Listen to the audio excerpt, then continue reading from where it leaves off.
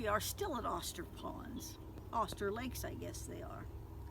Around 4 o'clock that afternoon, little Alfred skipped out the back door of the house, followed a moment later by Sally Mae, and she was carrying baby Molly and wearing a long face.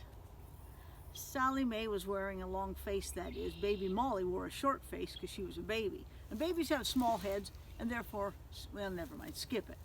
On the porch, Sally Mae looked down at her son and said, "I don't know about this, you and your daddy," that's all she said. They climbed into the car and drove away. 2 hours later, they returned, pulled up into the driveway behind the house and got out. Sally Mae was the first to step out of the car.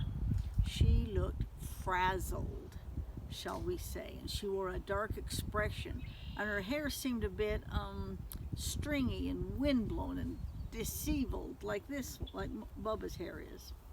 Once outside the car, she muttered, "Why did the air conditioner choose today to quit? Idiot," and she slammed the door. Well, that was all I needed to know. Sally Mae was in a bad mood. Sally Mae is little Alfred's mama. Suddenly I moved my business away from the yard gate and took cover in some tall weeds. Why would I do such a thing? Well, it's hard to explain. No, it's easy to explain. Sally Mae and I have had our share of, how can I say this? We've had our share of dark times, let us say, and I've learned to pay close attention to her. Ooh, when she's angry, annoyed, unhappy, disgruntled, or irritated, I've found that it's often best if I just vanish, disappear, hide. You'd think that the presence of a loyal, friendly, loving dog would improve her mood, but for some reason, it doesn't always work that way. To be honest, there have been times when I've forgotten the feeling that, well, she just didn't like me. Hard to believe, huh? You bet. And maybe I've been wrong about that. I mean, how could Sally Mae not respond to a dog who is, well, loyal, obedient, loving, caring, trusting, courteous, kind, extremely intelligent, perceptive, sensitive, and handsome? It hardly seemed possible, come to think of it, and suddenly I felt this call in the far corners of my mind, a tiny voice that told me that Sally Mae was having a bad day and needed a caring, loving dog to share her distress.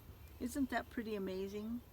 You bet it is. I mean, some dogs are sensitive to the needs of their people and some aren't.